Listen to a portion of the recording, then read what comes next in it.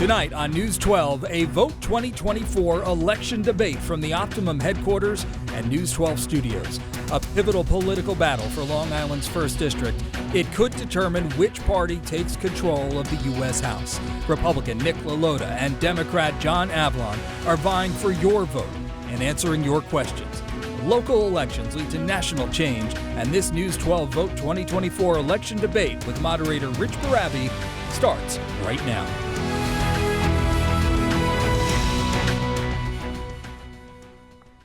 And welcome to this News 12 Vote 2024 election debate. We are coming to you from the Optimum headquarters here and News 12 studios in Bethpage. Thanks for joining us tonight. I'm Rich Barabi. Tonight, these two candidates face off in a race that's getting national attention, our 1st Congressional District. It is a district that encompasses a significant amount of Suffolk County, including parts of the towns of Huntington, Brookhaven, Smithtown, and all towns on the East End. If you live in the area that's up on your screen right now, one of these two men will be your representative in Congress next year. Republican Nick LaLota, he's the incumbent. He won this seat for the first time in 2022. He's the former Republican commissioner for the Suffolk County Board of Elections. He also served as chief of staff to majority lawmakers in the Suffolk legislature, and he's also a Navy veteran. His opponent in this race is John Avlon, a former CNN anchor, one-time speechwriter for then New York City Mayor Rudy Giuliani. He's also a first-time candidate that did help to found the political group No Labels back in 2010. Thank you both for being here. Good to see you. Thank you, Rich. Good to see you. Tonight's debate is an hour with limited commercial interruption. The candidates agreed to the News 12 debate rules. The order was decided by coin toss, and the candidates will each have 90 seconds to answer the questions, many of which you submitted, you the viewer. Rebuttals will get 30 seconds, and right now the candidates will have 1 minute each to deliver their opening statements. The order, again, was decided after a coin toss, and John Avlon, you will go first. Thank you, Rich. I'm John Avlon. I'm a native New Yorker, the grandson of immigrants, father, and a husband. I'm not a professional partisan political guy. I've run a small business. I've been a journalist, write history books about Lincoln and Washington. Most of all, I'm a country over party guy. I'm a common sense Democrat, but I've been honored to have the support of Republicans and independents and Democrats. In fact, I worked for the Republican mayor of New York during the attacks of 9/11, wrote the eulogies for the firefighters and police officers murdered in the destruction of the World Trade Center. We need to come together again as a country. And the core of my campaign is about rebuilding the middle of our politics and rebuilding the middle of our economy. So together we can address the affordability crisis by restoring the state and local tax deductions that Trump and the Republicans took away, so that we can defend reproductive freedom. My opponent supports a 12-week abortion ban. Together we can also deal with border security by passing the bipartisan border security bill my opponent helped kill. Together we can do great things together if we put common ground over chaos. That's why I'm running for Congress, and I'd be honored to earn your vote. Congressman LaLota. Evening, Long Island. It's Congressman Nick LaLota. Very proud to serve you in Congress, and service to our country and community is in my blood. My dad was a cop. Both of my grandfathers were cops. My stepdad was a Navy man. And after graduating from St. Anthony's High School, I went off to the Naval Academy and served my country in the Navy on 3 overseas deployments, visiting 20 different countries. Returned home to marry my awesome high school sweetheart, who's a strong, independent woman. We have 3 wonderful children together. And it's with that perspective that I serve you in Congress. And it's with that perspective that I'm ranked more bipartisan than 85% of Congress. It's with that perspective that I've passed more bills than 95% of Congress. And with that perspective, I brought home $150 million for infrastructure, water quality, and jobs here on Long Island. I'll continue to do that in the second term with your support. Good luck to my opponent. Thanks so much, Rich, for hosting, and go Yankees. All right, let's begin now with a topic that has proven to be a big issue in this race, and it's where both of you live.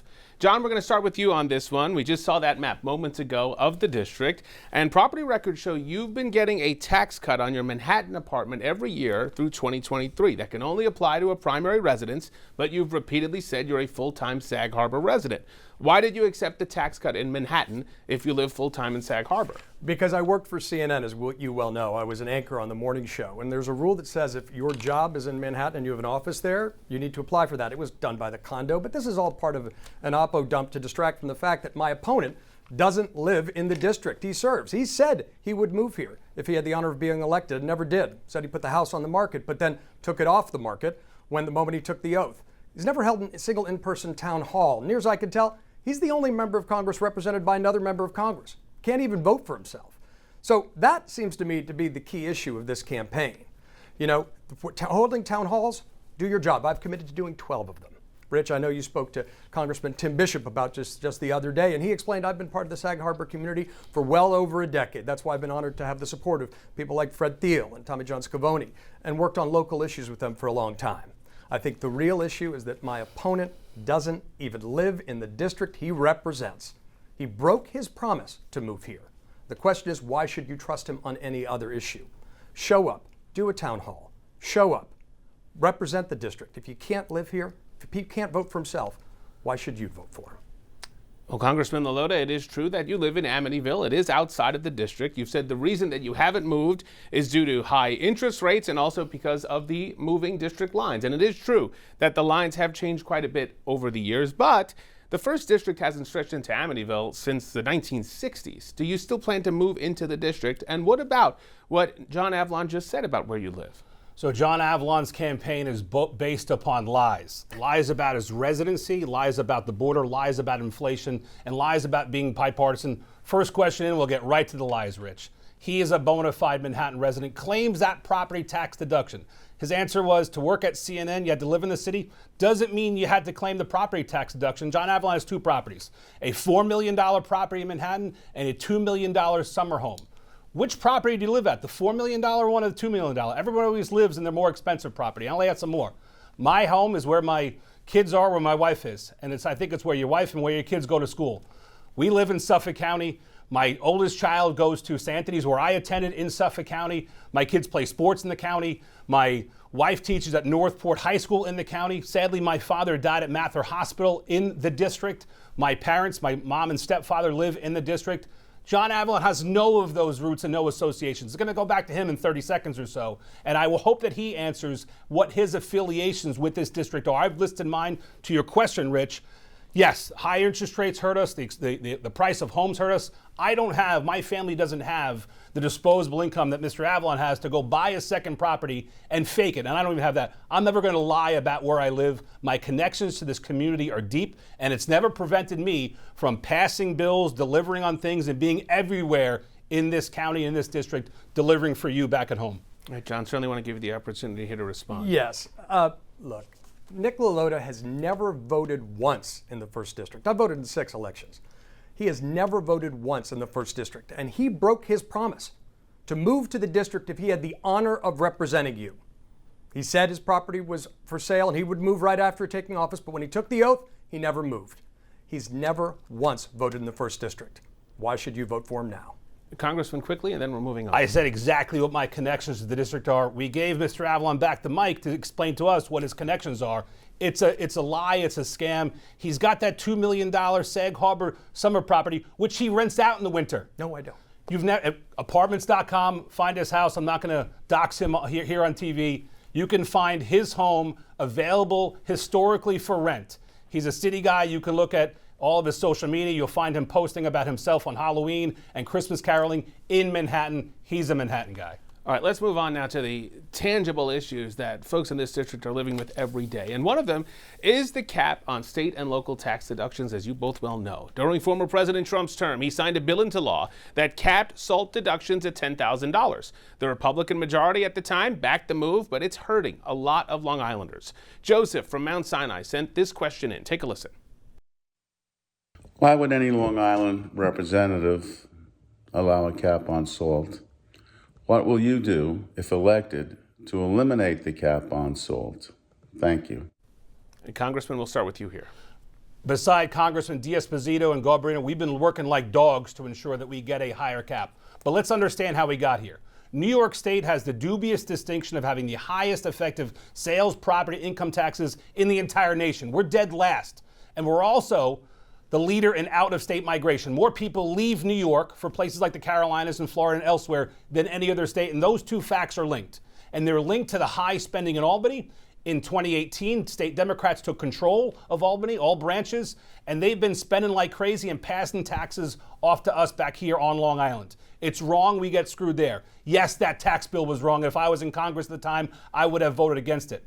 But when Mr. Avlon's party had control of all of Congress, House, Senate, and White House in 2021 and 2022, They didn't do anything about SALT. They've been feigning a good game on SALT, saying, if you give us the power, we're going to increase your SALT deduction. Nevertheless, when they had the power of everything in 21 and 22, they did nothing on SALT. But when I got to Congress 2 years ago, we got right to work at it. And we lobbied our own party, and it took 12 or 13 months to finally get a bill towards the floor that every Democrat blocked. All the ones who said that they were going to help increase the SALT deduction on February 14th of 2024, every House Democrat voted to block my common sense bill that would have increased the SALT deduction. You're going to hear some pivoting from Mr. Avlon, but he was on CNN at the time. He should have called out his own party for being wrong and blocking our SALT on February 14th of 2024. That is time. John Avlon on SALT. Face it, Nick, you failed. You failed to get the state and local tax deduction back. You said it was your number one order of business, but the reason you failed is your party doesn't want to bring it back. State and local tax deduction has been in place for 100 years. It's an issue of fairness. We do pay more to the federal government than we get back. The fact is that Donald Trump and the Republicans took it out of the way. They did it out of spite as part of a political stunt. And this is the most consequential economic election of your lifetime, because if Donald Trump and the Republicans come back, they've already told you it's gone for good. That $10,000 back in your pocket, what would you do with it? But if Democrats are elected, we're going to get it back. And you know why? Because it's set to expire in 2025. So even with Democrats in control of the House and Senate, we couldn't get it done unless they controlled the middle 60. And LaLota knows that. He's just coming up with excuses. He couldn't even get his own party to vote for it to bring it to the floor. That's a failure. And it included a poison pill amendment designed to condemn Joe Biden's economic plans. So this is all just BS.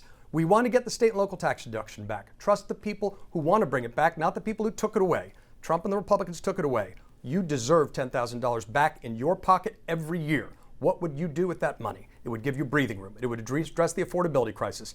And Trump and the Republicans took it away, and LaLota has failed to get it back because his party has already told him to go pound sand on this issue. Congressman, quickly. You're going to hear time and again tonight my opponent invoke Donald Trump's name as the blame for everything.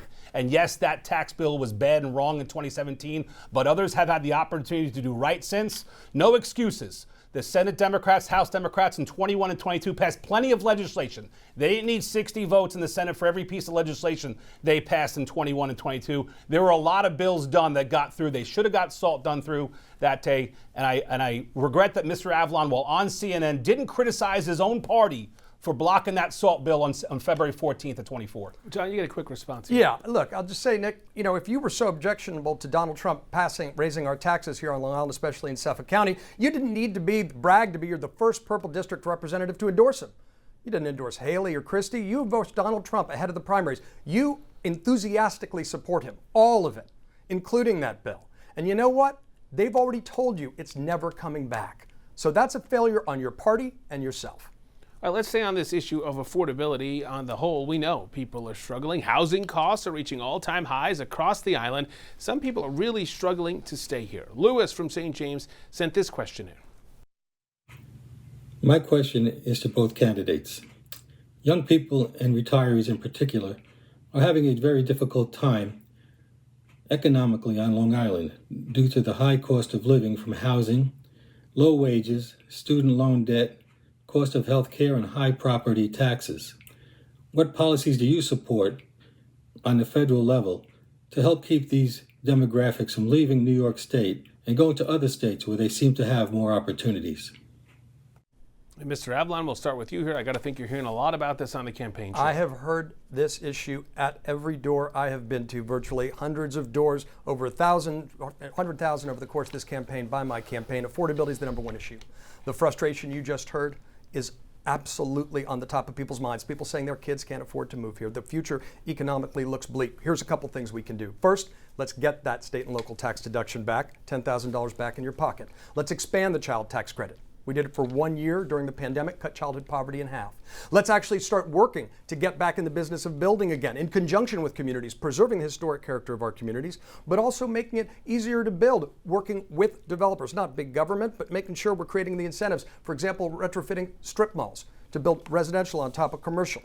They can create an incentive to do that. You can also work on expanding something called the Helpers Act, which would set aside a portion of housing that's affordable for cops and firefighters, and I would exclude that to teachers and nurses, the essential workers who too often can't afford to live in the communities they serve.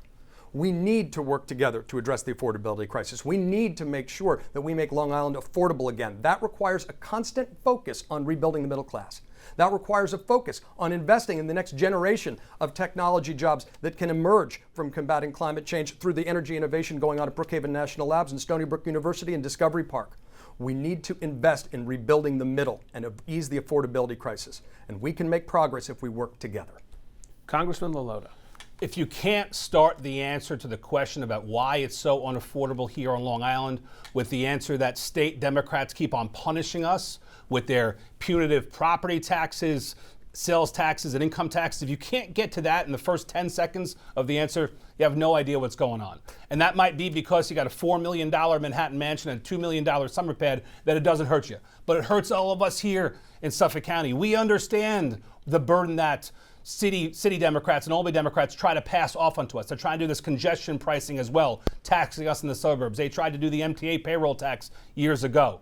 They want to take from us to pay for their programs in the 5 boroughs and up in Albany. Things like free hotels and health care for migrants. Until we get to the root of that, we'll never solve this problem of affordability on Long Island. Yes, the federal government has a role to play. Yes, SALT is on the top of that list that I've been fighting for. I'm part of the bipartisan SALT caucus trying to get a higher limit. I need my Democrat friends to do more on that. And there's the first-time homebuyer tax credit. There's a low-income homebuyer tax credit. All good things we should be for, that I have been for, that I'll vote for continuously. But until we get to the root of the issue of Kathy Hochul and state Senate Democrats, state Assembly Democrats keep on wanting to tax the suburbs, all we're doing is putting a Band-Aid on affordability here in Long Island. I brought home $150 million as part of that Band-Aid for jobs, for infrastructure that not only helps it be more affordable, but helps our quality of life.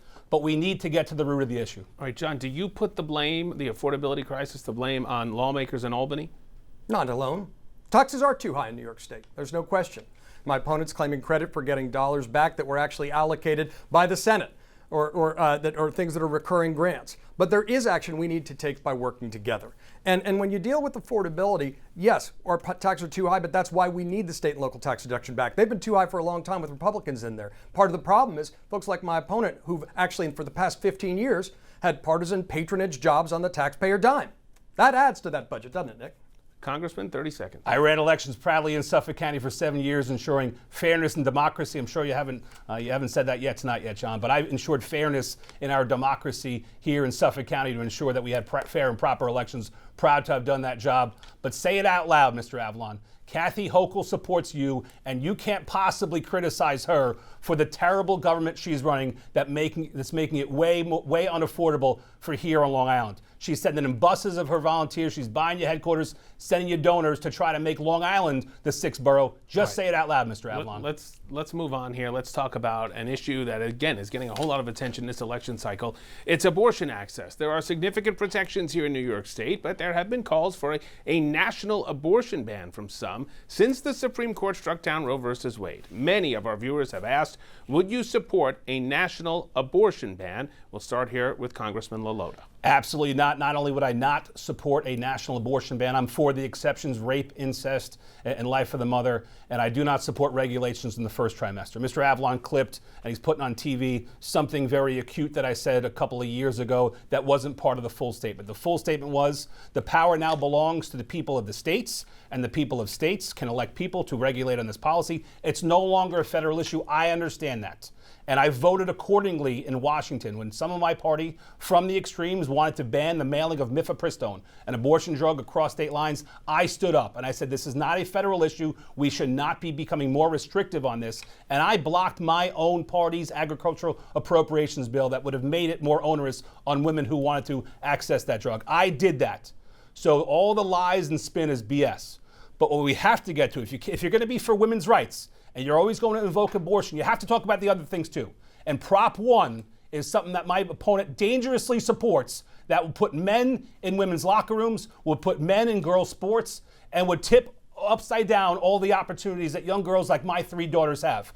If we're going to talk about abortion, we should. And we should assuage people's legitimate concerns. I believe I'm married to a strong, independent woman, and she doesn't want me to go far on this topic either. Nevertheless, we also have to protect our daughters in girls' sports, something that Manhattan's John Avlon thinks like the Lower East Side and thinks it's okay for men to play in girls' sports, for men to be in girls' locker rooms. I think that's wrong, and we have to address that here tonight. Mr. Avlon on abortion. My opponent just can't get his head around the fact that his past statements and his current position, you heard it there almost, he says he doesn't support restrictions in the first trimester. He has a long record of supporting a ban on second trimester abortions and third trimester. That's a 12-week abortion ban.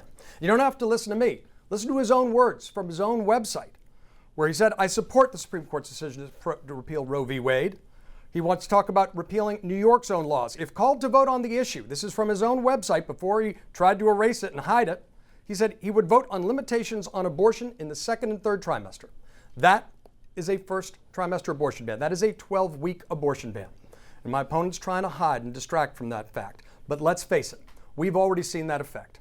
We've seen that women are dying. Women are dying. If he had his way, doctors would be jailed. And you know what?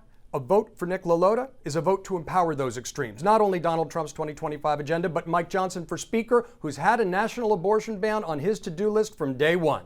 So yes, the facts might hurt, but let's face facts. My opponent, Nick LaLota, supports a 12-week abortion ban. In his own words, repeatedly. Don't get fooled. Face those facts. Congressman, the flip side to this is, would you support codifying Roe versus Wade? I've said time and again, Rich, this is a state's issue here in New York State, a very blue state with some of the most liberal abortion laws. Don't allow a school to call up the parents of a student who comes in and identifies herself as being pregnant. They don't require an abortion clinic to call the parents and say, hey, listen, I have your daughter here and she's pregnant. I'm a parent. My wife's a parent. We want to get that information. The abortion laws here in New York are so far left, we don't get mere parental notification. If I was in the state legislature, I'd be pushing for more parental notifications, but consistent with my position, Rich, it's a state's issue. It's not before the federal government. It shouldn't be. All right, John, quickly to respond to that, but also Prop 1 he mentioned. Do you support that? I do support Prop 1 because I believe in equality, but let's actually focus on these underlying issues. He has said repeatedly he would vote to repeal New York's abortion laws. That's what he sidestepped. He definitely didn't say he'd codify Roe. I think we need to pass the Women's Health Protection Act. Look, this is an issue of common sense where there's common ground. I believe deeply that the decision should be between a woman, her doctor, and her God, not the government, and definitely not partisan bureaucrats like Nick LaLota. All right, we're covering a lot of ground here. Don't go anywhere. This News 12 debate from Optimum headquarters is just getting started. There's plenty more to discuss, from the border to storm resiliency here on Long Island, a whole other host of issues as well. We're back with the candidates in the 1st Congressional District right after this.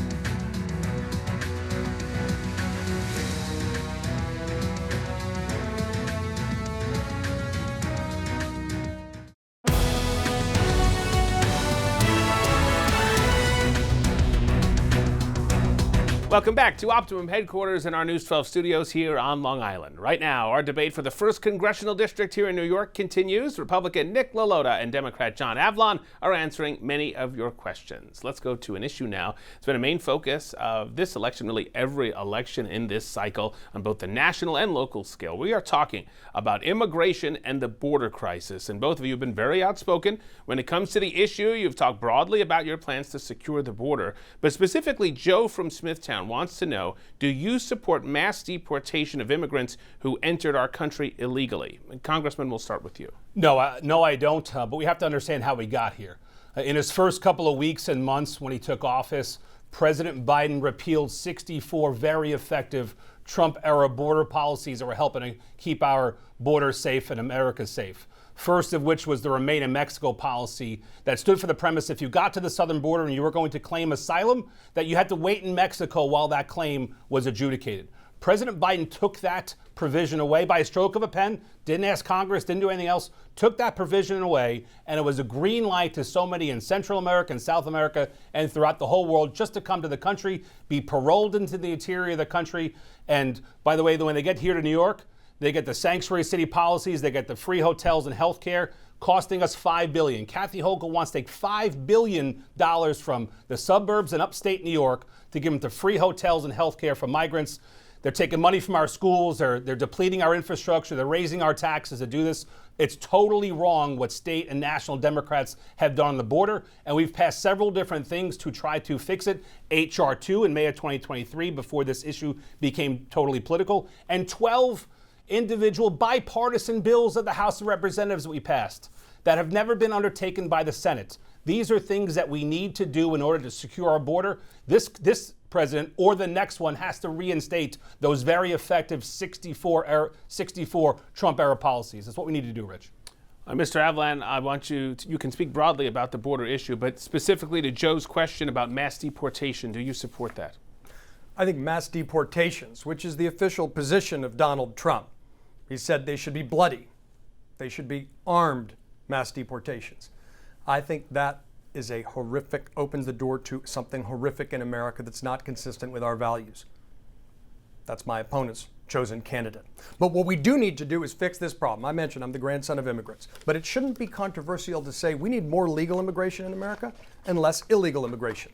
We need to take action. What we really need is comprehensive immigration reform. It's good for the economy.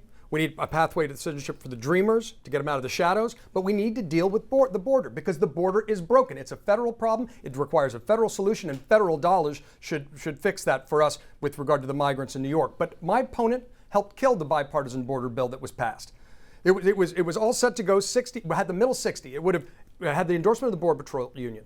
It would have had 1,500 Border Patrol agents. It would have cut the adjudication claims from 4 years to 4 months. It would have added more technology at the border to stop the flow of fentanyl, crack down on human trafficking. And then Donald Trump pulled the plug and LaLota took the knee. I'd vote for that bill on day one. And I think if you want to fearmonger off migrants and fundraise off those fears for political gain and then refuse to fix it, that's a firing offense. I would vote for that bipartisan border security bill on day one because we need to get it done. Congressman, that bill was supported by Senator James Lankford, a conservative senator. Would you have supported it had you had the opportunity to vote on it? No, in fact, my opponent didn't even read the bill that he supports, and it failed in the Senate with only 43 votes. It did not have the middle 60. And the bill that he admits 6 nights ago that he never read, on page 22, issues funds for sanctuary cities. On page 56, codifies catch and release. On page 148, allows 5,000 illegal entries per day. And on page 250, gives taxpayer-funded lawyers to migrants. This is a terrible bill. That's why it failed. Even independent Senator Kyrsten Sinema voted against it. I didn't need Trump to tell me. Everybody who was reasonable on this issue came to the same conclusion. Mr. Avlon. That's just not the facts. Kyrsten Sinema herself, I called her office because Nick's been citing her, and he said that's complete BS. Kyrsten Sinema thinks it's a great bill. She helped negotiate it with James Lankford, that conservative senator. The second time, because then it was already being killed by Donald Trump. This is the problem with folks who want to be followers, not leaders. He does whatever Donald Trump says. He's a rubber stamp. The only way to solve a problem like this is bipartisan.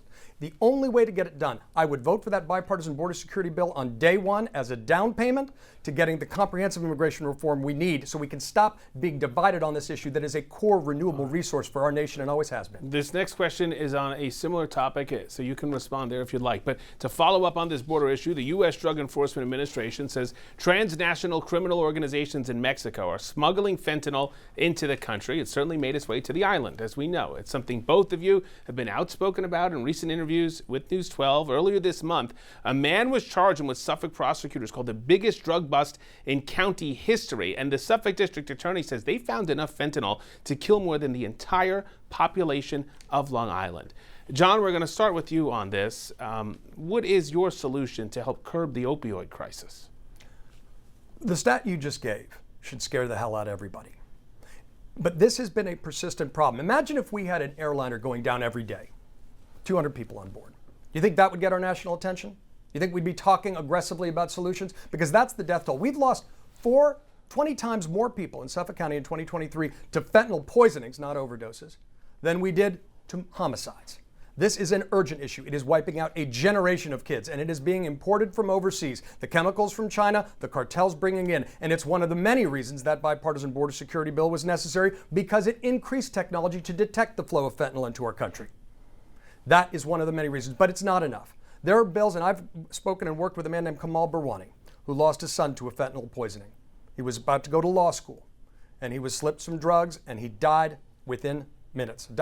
Was collapsed within minutes, died a week later of brain damage. This is an urgent crisis for our country. And we need to do things like, for example, laws that make sure if a dealer is dealing drugs that they know to have fentanyl in them, they should be accessory to murder. That's a manslaughter charge. because they're killing kids. The other thing is we should pass laws, and they've done this in Maryland on a bipartisan basis, to make sure that the form of Narcan known as Naxalone is available in public places the way that defibrillators are. We need a whole of government response, and as usual, the only way we're going to get it done is by working together. America works best when we work together. So that requires bipartisan solutions. Some people think bipartisanship's the problem in our politics. I believe deeply it's the solution, and I think so do most of you. Congressman, how do we curb the opioid crisis?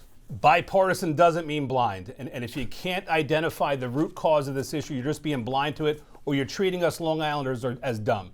Mr. Avlon, I know you went to school, Yale and Columbia, and some boarding school up in Massachusetts, I think I read.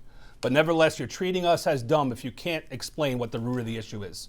The root of the issue is Joe Biden repealed all those successful Trump-era policies. We didn't have 222,000 fentanyl deaths under Trump. We didn't have 325,000 lost migrant children likely being sex trafficked in our country. We didn't have $5 billion taken out of our state taxpayer money being sent to the 5 boroughs for migrants, healthcare, hotels, and lawyers. None of that happened under Trump. It's happening now under Joe Biden because he is not serious about securing the border. The answer is be serious about securing the border. And you know how I know the Biden administration, supported by Democrats like John Avlon, is not serious? Think about what Texas did. Texas put that barbed wire up to ensure the migrants couldn't come in illegally. And that was a safe thing, keeping them safe for a good couple of weeks, until the Biden administration sued and required them to take that fence down. Think about this. You don't have to believe either one of us. We saw it with our own eyes. The Biden administration does not want a secure border. They are willing to absorb 222,000 fentanyl deaths, migrant children being lost in the country, terrorists being in our country. They are very okay with this, and this is why Trump is rated 20 points higher on the border than Kamala Harris, who John Avlon supports. Mr. Avlon, your response. I want you to hear what he just said. You were asked about the fentanyl crisis and the opioid epidemic. You know what's really insulting to families here on Long Island? To immediately talk about the border. Now, actually, border crossings are down 50% since June. That's a step in the right direction. Shouldn't have been that high in the first place. But the idea that there were no fentanyl or opioid crisis under Donald Trump, that's just completely fictitious and fact-free. That's what a fanboy says when they don't have any facts on their side. Congressman? Oh, boy. Wow. Misinformed or just lying to us. He's been the CNN Democrat Party PR spin man for 6 years. I guess he's going to try to pass it off to us as well. We didn't have all those fentanyl deaths under Trump. We know what's happening. The fentanyl is being made in China, being brought to Mexico and smuggled across our border. Everybody knows this. This doesn't take a member of the Homeland Security Committee to figure this out. Everybody at home knows this. The border is open. The fentanyl is coming through. I've met a lot of these families. Those parents are frustrated. They and I know it's because of the border that's not secure, which Joe Biden can do with a stroke of a pen. This is how we got here. And if you can't acknowledge that, you're never going to get out of this mess. All right, let's move on to the war overseas, and it has been over 1 year since the October 7th attack on Israel. Israel continues to move forward in a multi-pronged war, taking on attacks from several fronts, as several hostages remain in the custody of Hamas. And the damage of the Israeli armed forces campaign in Gaza and Lebanon have led to tens of thousands of deaths. What is your plan to end the conflict and bring the hostages home? Congressman LaLota. Strong, resolute support of Israel. Every policymaker in Washington ought to understand that America is Israel's strongest ally, and Israel is America's strongest ally. The same folks who want to wipe Israel off of the map also want death to America. The same folks did the first World Trade Center bombing. They killed 17 sailors in the USS Cole. They took down our towers, and they attacked Israel on October 7th. It's the same Iranian-funded folks. Until we get to the bottom of that, this violence will perpetuate itself. We should be demanding, especially those American hostages, come back. And yet the Biden administration keeps fighting Congress on throttling back weapons. This is terrible foreign policy, typical of Jimmy Carter, Barack Obama, and now Joe Biden. The appeasement of America's adversaries only leads to more conflict. Barack Obama gave the Iranians billions of dollars, pallets of cash, when Iran was about to be bankrupt, and built them back up, built their war machine back up. And now Joe Biden is being equivocal. Kamala Harris won't even come to the House of Representatives when Netanyahu speaks in front of us. Campuses are raging with anti-Semitism, and leaders in the other party are silent about it, including my opponent, a graduate of Columbia, silent when There was anti-Semitism raging on that campus. He had a duty, both on CNN and as a graduate, to contemporaneous with those things happening, to speak out against it. All this weakness, all this equivocation just invites more of it. We need to do better, and folks need to be less equivocal on Israel. Mr. Avlon. We need strong bipartisan support for the state of Israel, and we need to make sure that there's no ceasefire until all the hostages are released. I spoke to Omar Nutra's parents the other day. You know, he's been held in captivity since October 7th.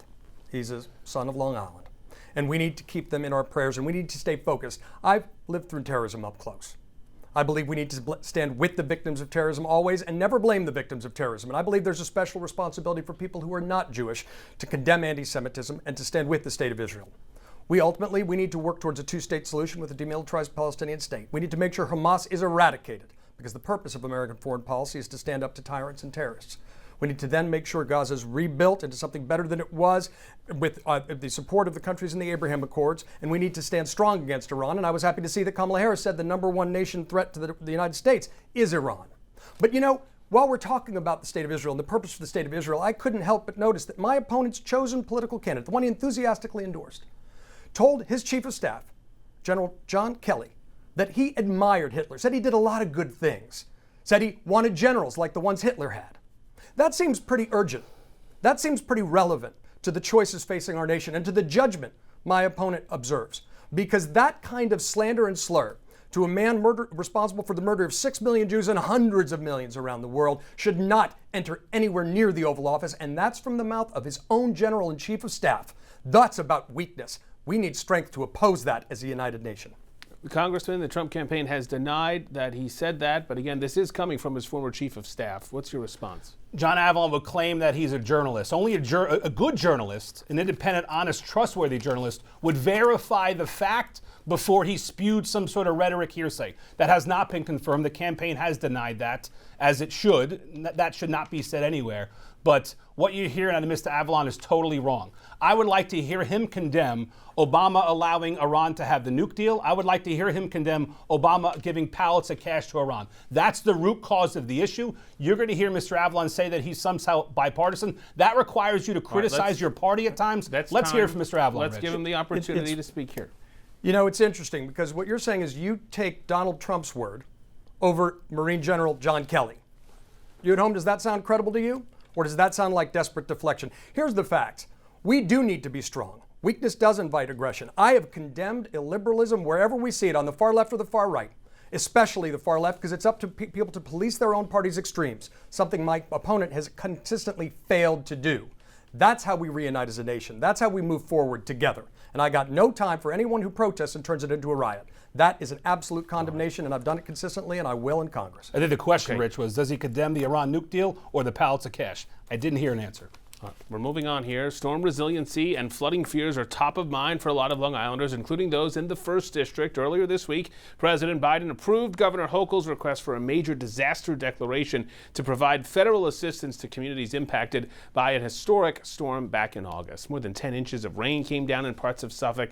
It caused part of Mill Creek Road and head of the harbor to collapse. What plans do you have on the federal level to try and prevent things like this in the future? We'll start with Mr. Avlon this time. We need to invest ahead of time. There's a program called BRIC that would bring, and I've called for bringing $1 billion more in advance to help make our coastal communities more resilient, not just the 1,000 miles of coastline we have here on Long Island, but across the country. Why? Because that investment is cheaper than rebuilding after disaster strikes. 6 times cheaper, in fact. We should make it tax deductible for families and small businesses to make their own property more resilient. I toured the day after those devastating storms. I saw Mill Pond, the devastation there, the mud and rock slides that were still going on. We need to make sure we expand the disaster, and vote for the Disaster Assisted Fairness Act so that condos and HOAs are covered. We need to make sure we're not trying to gut the dollars that have already been in place for climate change, as my opponent has called for repealing the Inflation Reduction Act, which has historic investments. But we need to make sure we're working together to build on those gains. And then we need to deal with climate change mitigation and innovation. This is where the opportunity to build a clean energy economy right here on Long Island. With Brookhaven National Labs and Stony Brook and Discovery Park, it can be an engine of innovation, but we need to deal with the problem. And decades of Republican denialism have put us on the back foot. Donald Trump has said he would not do a damn thing to combat climate change, his chosen candidate. We need to take action together, and don't buy politicians greenwashing, because too often the Republicans say they want the environment and then they vote to repeal the hard-won progress we've made. We can't afford to do that again. Not this time. We got to work together to depolarize it and deal with the issue. Congressman? I think we're 6 questions in so far, Rich, and he's blamed Trump on 5 major issues here. Trump's not in office, Kamala Harris is.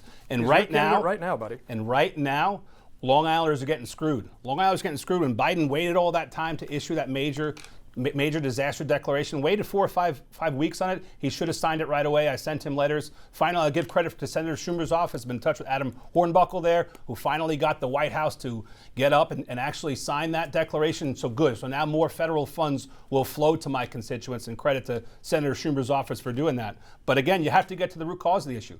I would have supported the infrastructure. I wasn't in Congress at the time, but I would have supported that infrastructure bill passed a couple of years ago. But you know what hasn't happened? Long Island hasn't gotten its fair share. Kathy Hochul is playing games with our money, not allowing that money to flow to districts represented by Republicans. Roads like that in Mill Pond and elsewhere should be improved. The federal government should have an investment. New Yorkers should get more money from the feds on that. But when we rely on governors like Kathy Hochul, who are playing politics with the flow of that money, it's wrong. Kathy Hochul, of course, supports and giving a lot of field offices, volunteers, and campaign dough to John Avlon. He won't call her out. I will. I have. Long Island needs its fair share. Generally comes down to the dollars, Rich. Like I said earlier, I got $150 million for Long Island. No, not because it was in some Senate bill, John. You're misinformed there, like you are on a lot of things. Nevertheless, I'm going to bring more money to invest more in infrastructure. That's one thing that we'll do to help this issue. All right, John Avlon, quickly. You're just admitting your own failure, Nick. You've failed to get that money allocated. Ed Romaine's very clear. Suffolk County does perpetually get screwed, but that requires folks who are willing to fight for the community and work together to get it done, not demonizing some other side. We do need to make major investments because guess what? As Tim Bishop used to point out, Suffolk County, the economy is the environment and the environment is the economy, but you got to get those dollars delivered. You take credit for things that have already been allocated, funds that have been remaining flat. We got to work together to make sure that Suffolk County gets its fair share, and you've failed to do that, sir. Congressman, quickly. The Long Island Sound Restoration Act, my friend. Go Google it. The same $40 million that was there before. Flat.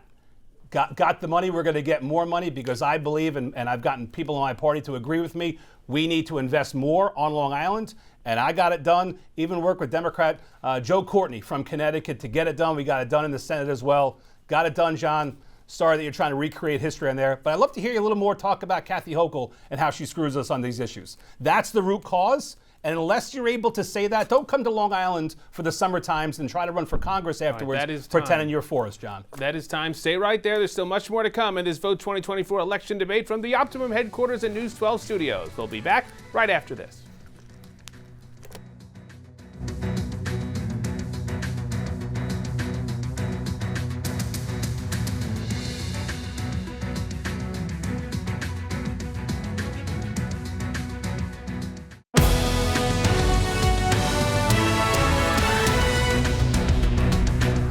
Welcome back to our Vote 2024 election debate from the Optimum headquarters and News 12 studios. New York State's first offshore wind farm is located about 35 miles off the coast of Montauk Point. The 12 wind turbines that make up South Fork Wind provide power to roughly 70,000 Long Island homes and businesses. One of the companies behind the farm says the turbines are already producing more power than they expected. However, the president of the Montauk Boatmen and Captains Association says the wind farm construction process has affected their fishing vessels in the area.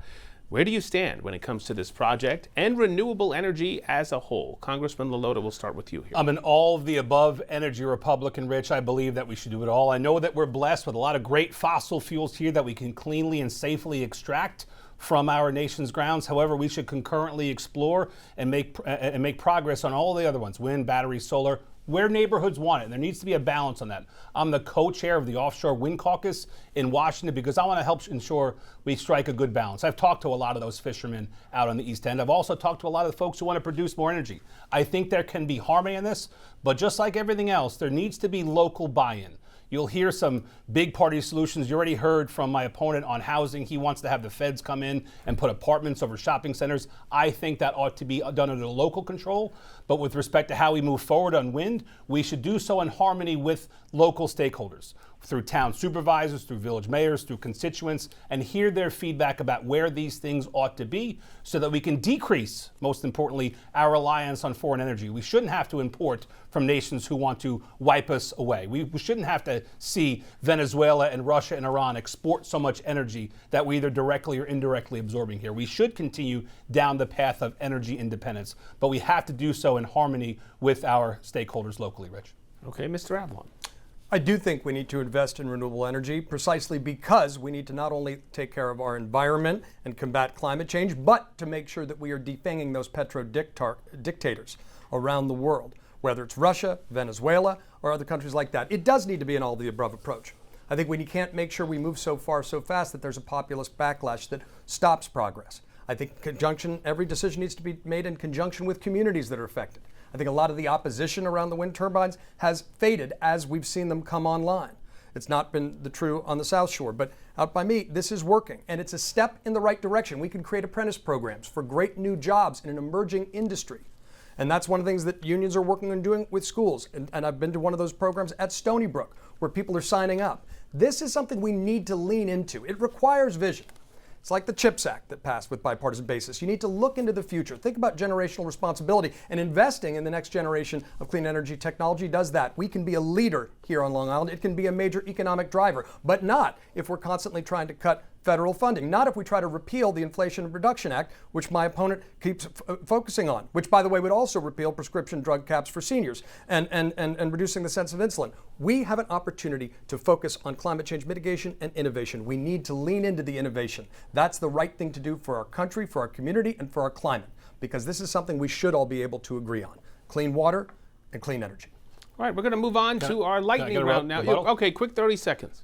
He said the Inflation Reduction Act, which I do oppose, but I'm one of about 17 Republicans. Newsday wrote about this. I know you probably read some of those city papers. You don't read the Long Island papers. But Newsday wrote about how I was one of 17 Republicans to say, listen, as we do things to try to move forward from the Inflation Reduction Act, which has only really exploded inflation here, we should preserve some of the key programs within it with respect to energy tax credits. I'm fully on record saying don't throw the baby out with the bathwater. Mr. Avlon.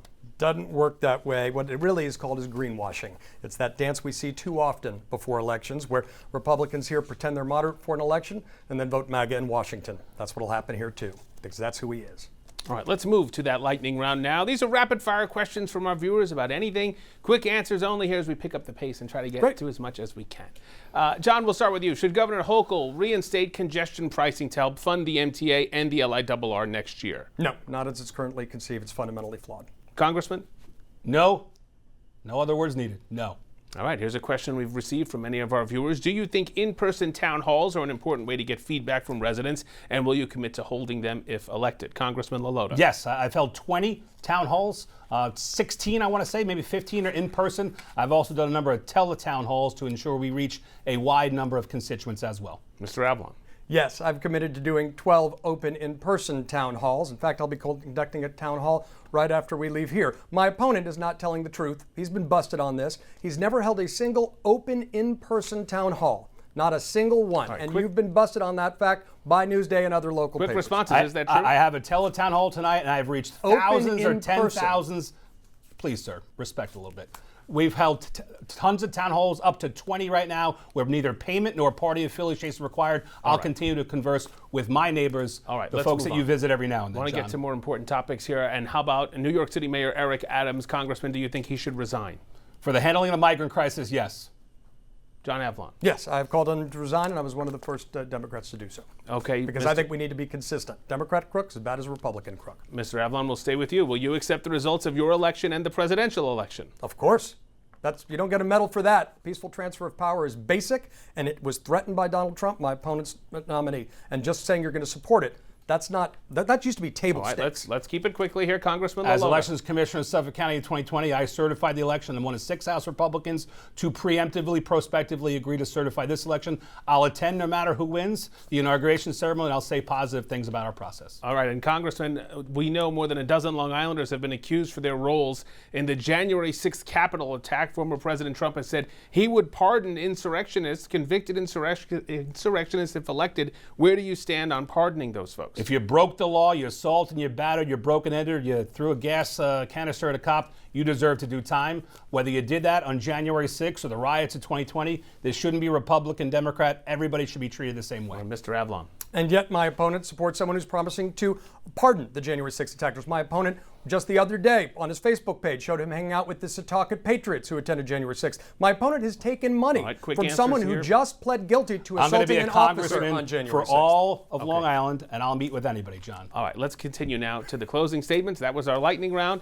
And now the candidates have the chance to make their final pitch to you. You'll each have 2 minutes here. And once again, we begin with John Avlon. Look, this is the most consequential election of our lifetime. The direction of our democracy is being decided, and history is watching, and our vote here on Long Island matters. It matters. So this is a time to really take stock and vote your hopes, not your fears. This is an election too big for teamism. My opponent is literally the most extreme member of the Long Island delegation. He's someone who cheered the overturning of Roe v. Wade, has called for repealing New York's own abortion laws, and supports a 12-week abortion ban.